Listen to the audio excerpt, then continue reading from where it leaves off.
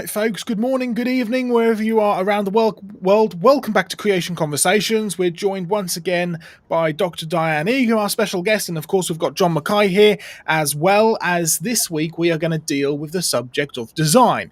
Now, you may remember last week we sort of dealt with structural adaptation and the camel, and we almost touched a little bit on why would a good God make bad things like sharp teeth or venom or poison and stuff like that. And we sort of briefly touched right at the end on the question of design. How do you recognize design? Is there such a thing as design science? And how does it sort of tie into the natural world? And how does it tie into the Bible? So that's what we're going to be discussing today. But before we get into that, let's do one or two little news items, because I think you might like this, John and Diane. This was something that I came across on the official Facebook page just a couple of days ago, from atheists in Kenya. It's a press statement which they've put out, and just have a look what it says here. It says, "This evening, regretfully, the secretary of the Atheists in Kenya Society informed me that he has made the decision to resign from his position as the secretary of the society. The reason being, he has found Jesus Christ and is no longer interested in promoting atheism in Kenya." So praise the Lord to begin with. And by the way, this is genuine. I followed it up, and I actually managed to get in touch with a native Kenyan who says this is all over the news in Kenya and it's absolutely wonderful. And if you dig a little bit deeper, a local pastor had actually challenged the secretary of the Atheists in Kenya Society to a debate, and it was a great big publicized debate in Kenya, and the atheist lost so badly he lost the bet, if you like, and had to come along to the pastor's church that Sunday and a couple more Sundays, and he gave his life to Christ, which is, I just think, absolutely wonderful. And great, all power to him for actually giving the real reason as well for resigning from the society. That really does make you think that he really has become a Christian, which is wonderful, I think. So that's a fun bit of news. One other thing to mention as well, we also have a very large bone here. Let's hold that up to the camera. Can you all see the very large bone? Let's try and get it so it's tilted right so everybody can see it. There we go. It's a big dinosaur bone. It's a big Edmontosaurus bone. It's just turned up in the museum. It's from the USA, and it's actually going to be part of our display which we're putting together in the UK. We are obviously, as many people know, working on our museums project in the UK. We have a museums project all around the world. We've discussed Jurassic Ark, and we've discussed the Tasmanian Museum on here before. We want to get our Canadian guys on as well. But what we've been working on, and what we are going to continue working on in the short term, is a sort of a mini mobile museum. And we're actually going to be displaying this at a big Christian conference, a big Christian retreat down in the south of the UK called Creation Fest. And this bone, big old dinosaur bone, will be one of the ones that is going to be on display for people to come up and touch and feel, because we are big believers of a hands-on side of stuff. So if you're in the UK, do come to Creation Fest. Put it down. It is actually free to come and visit, so you'll be able to come and see us there. And if you want to support the ministry and support the work that we do with the UK Museums Project and creation research around the world, you can find out more on our website, creationresearch.net. All right, let's dive into our subject for today then, which is design. And I believe, John, are we handing over to Diane first? We certainly are, and Dr. Diane is here up from Canberra. You actually go back to Canberra this afternoon, don't you? Yes. We caught you just in time. Capital, so. Excellent. Well, I'm going to put some slides up on the screen now then, and we'll hand it straight over to Diane to actually take this next little session. Yes, thank you. All right, I have a question for you. There we are. Why is a pterosaur neck like a bicycle? I mean, I've got a feeling that this sounds like a start of a joke or something. Yeah. Yes. I don't know. Why is a pterosaur neck like a bicycle? This is serious science. Oh, serious science. Oh, right. Serious science from our newsletter and on our fact file. You can look up the background to this story. Yes. All right. Now, here we have a pterosaur flying through the trees in Australia. At Jurassic Ark. At Jurassic Ark. I didn't know you had those. I must have missed them on my trip to Australia. That's pretty good. Oh, well, they've only just arrived. Right. A few months ago. Being created. Being created. Ah, yes. I can see where this is Yes, going. that's the point. Yes, in fact, these are part of a wonderful feature we have at Jurassic Ark of virtual reality images where you can come and be photographed with a dinosaur or with a giant shark floating over your head. Wow. Or a pterosaur flying over you. Yes. Anyway, our question relates to a study that was recently published about a fossil pterosaur. Now, here is a lovely picture of a fossil pterosaur. And up the top, you can see its head with its very huge mouth. And now look at its neck bones. Its neck is there curving around there, and it's a series of quite long bones, sort of long cylindrical bones there. And scientists have wondered how a creature that has such a long neck, if you remember the photo we just looked at of it flying through the trees, that is a very good representation. They have these really long necks. Now, you can imagine with a head that size and this long skinny neck, why on earth doesn't it break its neck? And they're very big, big creatures as well. And they're meters across. They're bigger than any bird that flies at the moment. So scientists have wondered, well, how on earth do they fly with these huge long necks? Why don't their necks break? And to understand that, we need to compare our neck with a pterosaur neck. So you can see on the left here is a human skull and a human spine. Now notice the spine is made up of a whole lot of small bones, which is sort of small and chunky and stacked on one another, whereas the pterosaur neck is a sort of long, sinuous, curved structure made out of these long, thin bones. And so some scientists actually got some quite good, well-preserved pterosaur bones. They're fairly fragile, and they took some CT scans, which we can do with fossils now, have a look at the internal structure without actually destroying them or pulling them apart or cutting them apart. And to understand the difference between our neck or any other normal vertebrate, we need to, if we took out one of those bones and looked at it from the top, and then compared that with the scan that you would get if you took a scan through a pterosaur neck. So here we have on the left side there, it's normal vertebrate bone. Now, can you see the front of the bone? It's as if we've tipped it up and we're looking down on the top of it. So the front of the bone has a sort of buttress of bone. That's where the strength of the spine comes from, that holds up your head and supports your body. And the hole is where the spinal cord goes through. When they scanned the pterosaur neck, they found this intriguing structure. It was like one tube inside of another tube, and the center tube contained the spinal cord, and connecting the inner tube and the outer tube were a whole lot of struts that radiated out in a pattern that looked just like a bicycle wheel. So you had this very light structure, but it was extremely strong. And of course, a bicycle wheel is very light, and it's mostly air, of course. The struts in a bicycle wheel are very thin, but it's extremely strong. And so one of the scientists who did this study at the University of Portsmouth in the UK said, we've never seen anything like this. It's just extraordinary. They even cross over like the spokes of a bicycle wheel. And here is their conclusion. How about this? Evolution shaped these creatures into awesome, breathtakingly efficient flyers. Interesting how they thought that this got there. Now, here's another example. I noticed when I've been to the UK, beautiful dragonflies there, and we have them here. Don't you just love watching them fly? They're the most brilliant, agile flyers you can imagine. But even a very, very agile flyer can occasionally be sort of knocked off its perch, or even when it's flying, or flipped upside down, and or blown away. And some scientists decided, now we do some weird things for creation research. We spent the day varnishing rocks yesterday, and we do all sorts of funny things. How would you like to do an experiment where you have to drop dead dragonflies? Sound like good science? Yes.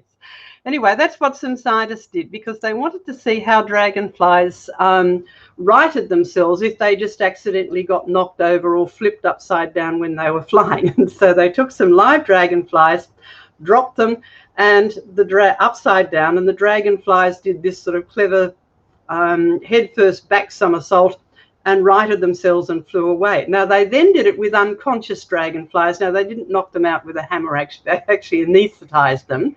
And they found that they did the same sort of backflip. It was a bit slower, but they were actually able to right themselves, and hopefully they woke up in time to actually fly away. I'm not sure about that. Then they did an interesting thing. They tried it with some dead ones, but they didn't perform the maneuver at all. That was their worst. So they did a really interesting thing. Then they thought, well, how come the unconscious ones did it? Because they obviously weren't aware of what was going on. So they fixed the dragonfly wings into the position that the unconscious dragonflies, which were still alive, were holding their wings, because even when you are unconscious, there is some muscle tone that will hold your body when you're asleep in the right position. The same with dragonflies. And sure enough, when they did this to the dead dragonflies, they righted themselves as well. Now, it was a bit more ungainly, but it did actually work. And one of the scientists made this comment: planes are often designed so that if their engines fail, they will glide along stably rather than drop out of the sky. Now, of course, they will not glide forever. They do actually start going down, but they don't just vertically plummet out of the sky. I don't know whether you remember, quite a few years ago, there was a story of a 747 that flew into a cloud of volcanic ash, and all 4 engines stopped. And it was actually able to glide for a long enough period for it to get out of the volcanic ash, and one of the engines started, and the pilots were actually able to land it in a controlled flight. So the scientists then went on to say, well, we saw a similar response in the dragonflies, despite a lack of active flapping, such as some insects, despite their small size, can leverage passive stability without active control. In other words, there's something built in to the shape and the structure of these insects that gives them this little bit of time to right themselves before they do hit the ground. They don't just plummet straight down. And here is their conclusion: this lesson from biology can inspire design principles for a fail-safe attitude recovery in micro-aerial systems. So what they're trying to do is apply what they've learned from dragonflies, which of course are very small creatures, to things like drones and other small flying things that we build. So can we go back to the normal view now, the mainstream? Thanks. Absolutely. There we go. Just a second to adjust. There we go. Yeah.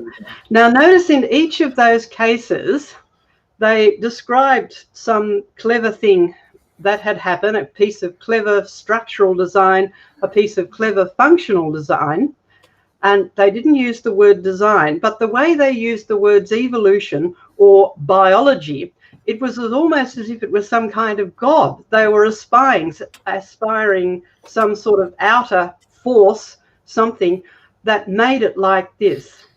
They were not saying, oh, this all just, even though if you back them into a corner, they would say, oh, well, this all just happened by natural processes, by normal, matter and energy, and that's how everything came about. But they cannot avoid having to use the language which of design, even if they haven't used that word. And often they do use that word. If you read the scientific literature and the just the mainstream science news, the word design pops up because they can't get round it. The evidence for design is there. So what are they recognizing?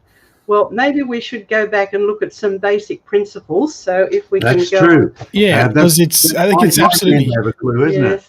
And Joseph, thank you that we get up so early for you. We don't even get breakfast before we have to do this show in the UK. So I brought in some evidence that will help us think through, because one of the things God has impressed upon me is that truth is always simple. It's lies that are complicated. So the more sophisticated your theories and explanations, the more closely they usually approach a lie. The closer you are to the truth, the simpler it will get. Now, you can have all sorts of discussion on complicated design and irreducible complexity, and you see creationists doing this all around the planet. Very few of them get round to saying, well, what on earth is a design? Here's my evidence. 1 lemon. It's cold. Feel it, Diane. Because I went out in the dark, Joseph, for your sake, and I picked this off my lemon tree. 1 bottle of lemon, well, we call it lemon butter in Australia. I believe you use lemon curd over there. I'll tell you what. Yes. Oh, freshly made yesterday. And fabulous 1 stuff. slice of bread. Now, I'll tell you what I'm going to do. Because I'm hungry, I'm going to take my wife's delicious lemon curd, deliberately made by her out of my homegrown lemons off my lemon tree. And I'll tell you what, let's just put this on some bread here. I won't spread it all over the place. But Diane, you've tried our lemon butter. What do you think of it? Oh, it's wonderful. All right. Nothing better than an object lesson for any of you who are teachers who are washing out here. And kids in the classroom and even in the public love this sort of stuff. I have my phone as well. And one of the articles that popped up this morning on Science, a man-made cell. Now, I'll guarantee the scientists who made this would attribute evolution godlike characteristics. You see, they want the credit for making a cell, and yet they think everything can happen by accident, when their Nobel Prize for making a cell won't come from an accident any more than my lemon. I know you shouldn't eat with food in no, you shouldn't speak with food in your mouth. That's the old rule here in Australia. But my lemon curd sandwich is a creation. Why do I say that? Here's the simplest definition. A creation is anything that can't happen by itself. Now, do you realize how important that is? Because in the textbooks, despite all of the stories about mutation and time and biology and that, the bottom line of evolution is anything can happen by itself given long enough. So John Mackay is a combination of hydrogen and nitrogen, phosphorus, etc. I just took a long time to turn from elements into bugs into me. That's the story of evolution. Now, if you try to take a long time to make a lemon curd sandwich, the lemon curd is off, the bread is stale, and your knife is rusted and died. Time doesn't help you here, but you know one thing. When you do get it made, it didn't happen by itself. Okay, there is my basic ingredient, my matter. My bread comes from the farmer. The farmer grew the wheat. We crushed it. We turned it into flour. The matter is basic. I can't make a lemon curd sandwich without a sandwich, without bread. I can't make it without, well, I guess I could spread it with my finger, but I need an implement. And I can't make it without a lemon. Now, here's the funny thing. Everyone knows that didn't happen by itself. And the botany textbooks tell you this did. This used to be pond scum, same as me. But this was actually intelligently designed. And that's why I don't have banana. I picked a banana off my banana pile, and I guess you'd think if I spread that on top of my lemon curd, he's got to be an Australian. Well, I'll tell you what, lemon for breakfast. But the lemon, well, that didn't happen by itself. The Bible says everything was created. There he is. He's speaking with food in his mouth. But I've got no more practical way to demonstrate things that you do every day. You eat a sandwich and you know it didn't happen by itself. The matter was the basic ingredient, the bread, the lemons, and you put the matter together. You took a little bit of time. Oh, if you take too long, it destroys the whole exercise. So matter plus a bit of time plus, well, some of your energy. That's why you're doing it, to get more energy. Matter plus time plus energy, simple definition, does not produce sandwiches. Matter plus time plus intelligence. My wife is an intelligent lady. She knows how to take those lemons, mix them together with sugar and water, boil them all up, and please her husband. Oh, I love her lemon curd, her lemon butter. It's delicious. Here's your basic formula. Not only is a creation anything that can't happen by itself, it always involves matter, always involves time, always involves energy, and it always involves intelligence. But that's where most people stop. You see, when you're talking about intelligent design, a bicycle is intelligent. But that's why they argue the pterodactyl neck must be designed. But they attribute the design to evolution. But here's what you also find. When you're talking about creation, please don't get sidetracked by stopping at, oh, you need intelligent design. You need irreducible complexity. I don't know if you use these in England or in the Northern Hemisphere, but we have the old brand of redhead matches. Let me get one out. Right, here we are. You can take this out. They tend to be Cook's matches over here. Yeah, you do have them. That's good. Look at that. Oh, that's very clever. It's not alive. Oh, the lemon we regard as alive. Nobody believes redhead matches happen by themselves. And even though they're not alive, let me put the same formula to you. Matter, the bit of wood, a bit of time for the machine to shake this out. It comes in squares, and then you dip it in the phosphorus type mix at the top, and the old matches anyway, and then you store it in a box. Matter plus time plus energy plus an intelligent salesman who went, oh yeah, pine trees do that real good. I can sell that idea. Matter plus time plus intelligence certainly does it, but you see, this is about as simple as it can get. That's still a creation. It will never happen by itself in a million years. But go one step further. You need a pine tree to make matches. And yet most people would stop there and say, oh, pine trees could evolve all by themselves over millions of years, at the same time as the scientists on here want to take credit for their man-made cell. You see, when you have an intelligent design, don't just stop at the evidence for intelligent design, go one step further. Because Joseph's going to sort of take back over in a moment and make some crucial points before we throw it open to questions. The Bible is emphatic. You can't stop at the design. You have to go to the designer. Like the head of the Kenyan Atheist Society, or the secretary rather. You see, the evidence of God's handiwork in creation, the Apostle Paul wrote in Romans 1:20, is clearly seen. You understood the matches. Do you understand the lemon? You understand the lemon curd sandwich. Do you go one step further? I, John Mackay, created it. I did. You watched me, right? So you can see the evidence of design and you know the designer. Now, I'm nowhere near as impressive as God's creation because he took dust and he made man. And the Bible says you can actually see the evidence. You can understand it. What do I mean? You know, if I go and look under my bed, there's piles of dust. Men turn into dust, but dust never turns into men without somebody very intelligent actually doing it. The scientists are getting close. They are making a cell to actually retrieve plastics from that. And you'd give them credit. You'd probably call it a Nobel Prize. That's what this is about, giving worship or credit for the creation that's been done. And the Bible is emphatic that the intelligent creator is none other than Jesus Christ. And if you stop short of giving him all the praise for the fact that he invented the matter, then he took the matter and he used his time, not very much of it. You're as smart as him. You can do the whole universe in 6 days. And he used his energy and he produced, well, look at us. We are mini creators. That's why I could make my sandwich. That's why I could decide I'm going to put banana on this. I use my intelligence, and it always shows in the end product. If you want one last definition you can use in the schools, you see, I can give this whole lesson without a single reference to God at all until we get to the punchline. You see, matter plus time plus energy plus intelligence produces the thing we call a creation. The end product always has more information in it than what you started with. That's a useful line. Joseph, back over to you to deal with that point and to throw it open for questions. Yeah, I think that's, you know, we had a video that went out last year when we were in the middle of lockdown and we were trying to do these live videos, and we put out a little live video which was only about 2 or 3 minutes long, which was labeled Jesus Made the Dinosaurs, and it went a bit viral. It's now up to something like nearly 200,000 views. We've just reposted it on our Facebook page, so go and check that out. And it's very short, and it quite frankly is very simple as well. You know, it talks about the evidence, not only the evidence of design and the definition of design, but how the Bible is so explicitly clear that it is Jesus Christ who is the creator.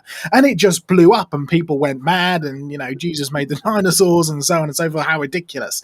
But it all boils down to what we've been talking about today, which is, you know, the evidence of design is so clearly seen all around us, but so few people can actually define what a design is. we all recognize that, oh, a car is designed, a bike is designed, an aeroplane is designed, so on and so forth. But to try and actually break it down, it's something that I think even a lot of scientists struggle with sometimes, is what is the definition of design? So we've briefly touched on it. We're still sort of running out of time. We've so briefly touched on it, but there is a very good presentation which I believe you did for a university, John, called Design the Final Proof.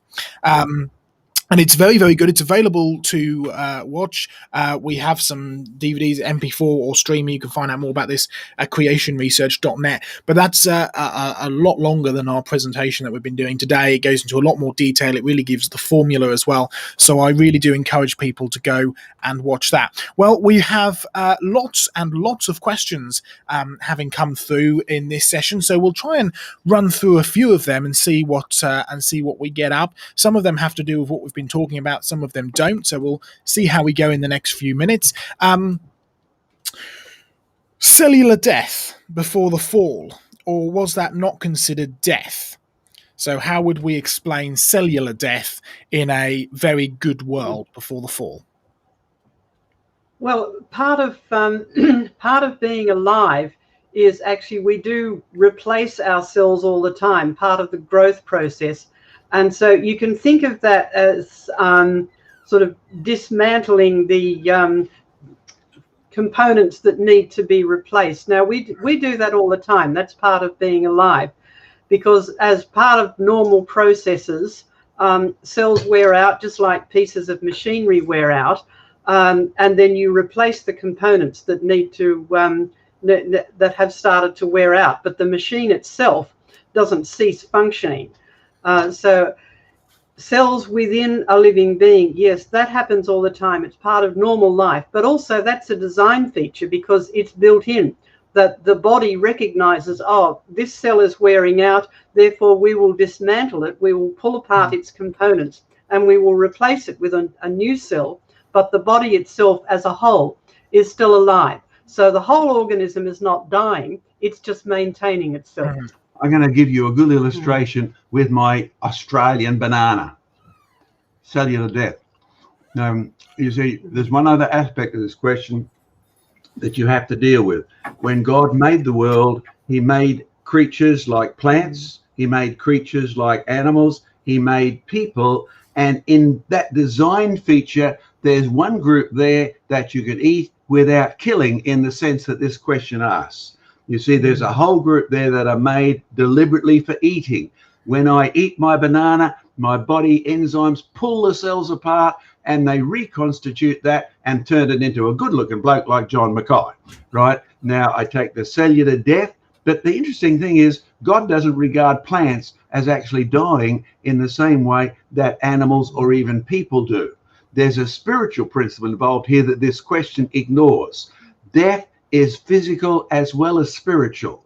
So you will find that plants were designed to be utilized by you killing their cells and reusing it in your body. When you ask this question here about cellular death, in my body all the time, it pulls apart the almost animate parts of me, but not the me. I'm the whole collection plus a spiritual component, and spiritual death is the question that is what this question should really be about. That's related to sin and it's related to salvation, and it really is a creation issue, because you see, unless you understand that, you won't understand why Jesus came back to actually die on a cross. He underwent whole bodily and whole physical and whole spiritual death for your sake and for mine.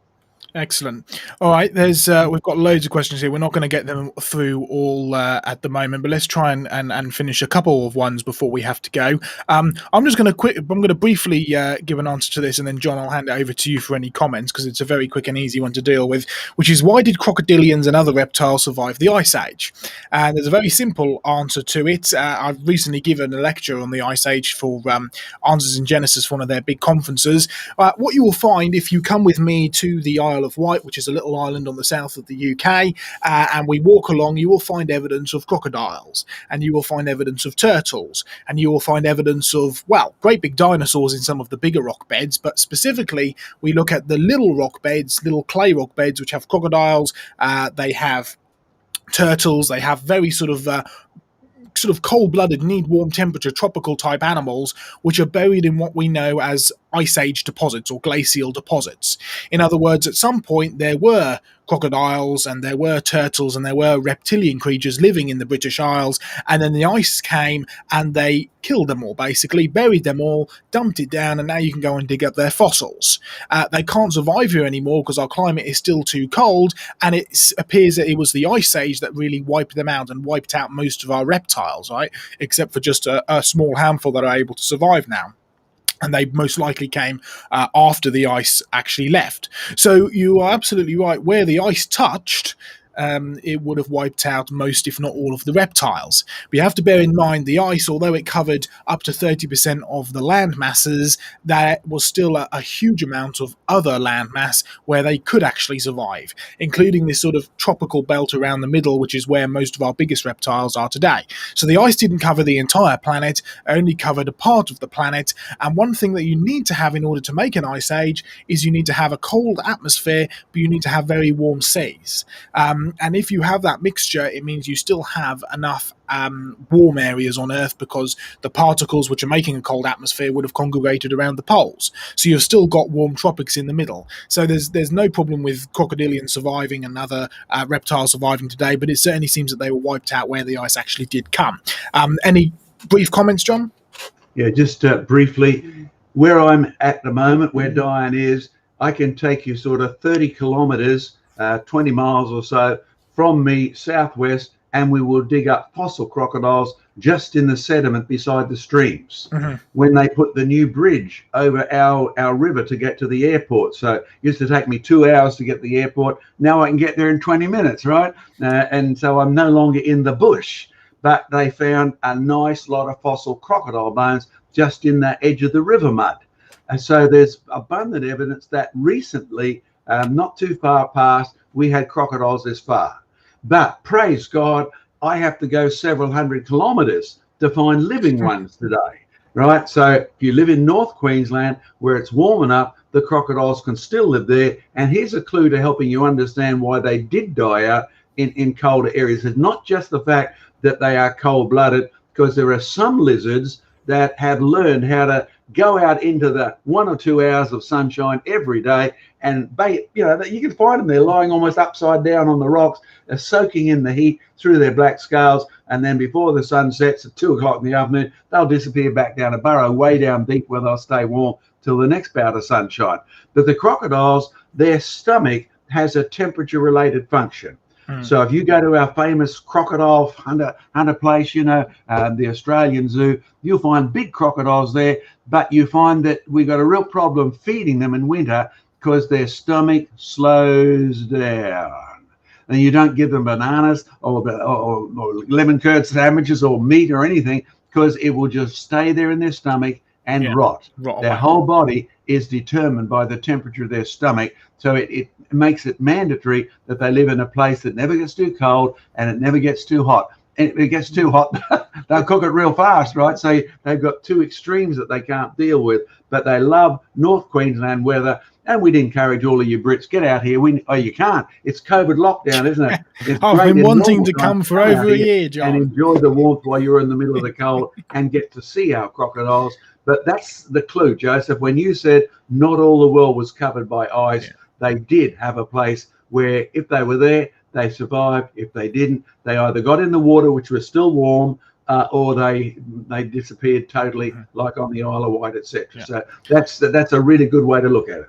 All right, let's ask one more. I think we're going to have one more question, and then I'm going to bring up a last question, but I don't think we'll have time to answer it. But I think it's a good question that we need to cover in an entire creation conversations. But here's a question, probably for you, Diane. Let me just put it up on the screen here. What's the deal with Rh negative blood? Why would such a mutation occur and continue? Well, as it says, Rh negative, meaning something is missing. And that's exactly what it is. There is a feature on the blood cells which is missing because a mutation has happened and a gene is no longer functioning. So that would have happened after the world started to degenerate, after the fall of man, probably after Noah's flood. We're not quite sure when, because it's very widespread. So it has to be very early in the history of the humanity, because it's very, very common. So it's just part of that degenerative process where the real history of the world is everything started out very good. There was no Rh negative blood. Everything was good. Everything was fully functioning. But sadly, the world has gone downhill. So we're not evolving upwards. We're devolving, right? We're going downhill. And Rh negative blood is just part of that degenerative process. So the real history of the world is from good to bad to worse to Australia and the UK.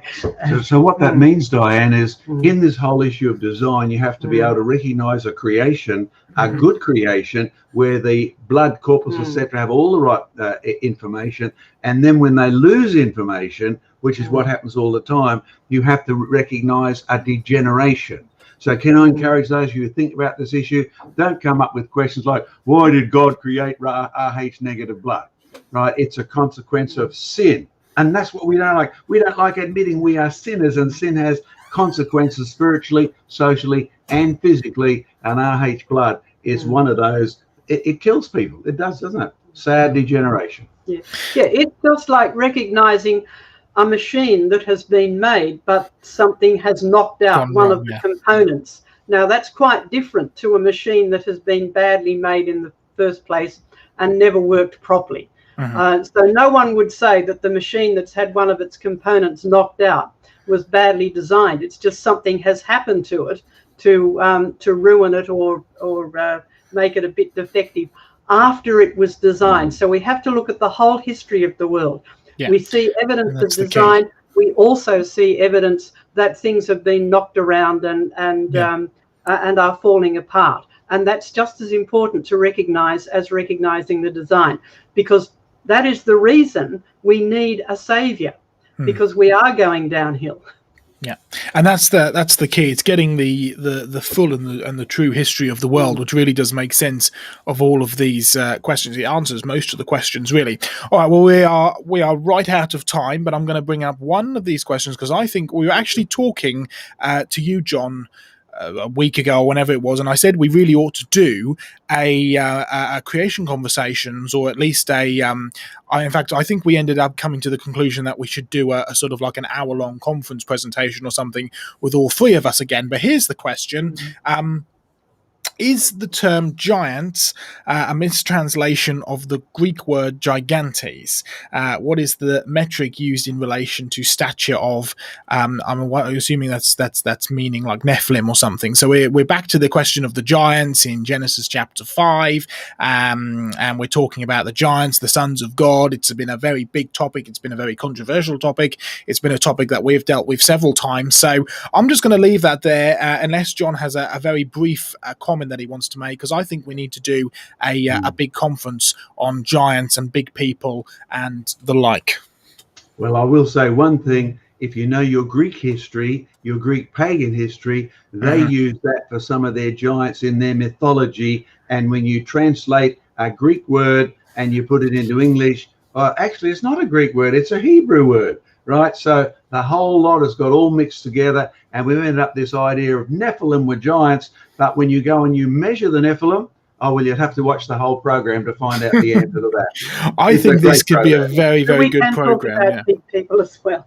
And we can talk about it. I think it'd work out very nicely because we can do history, we can do biblical studies, and we can do genetics as well. So it works quite nicely for the three of us. So I think at some point in the next few weeks, we need to have a nice big sort of maybe a slightly longer creation conversations than just a half an hour.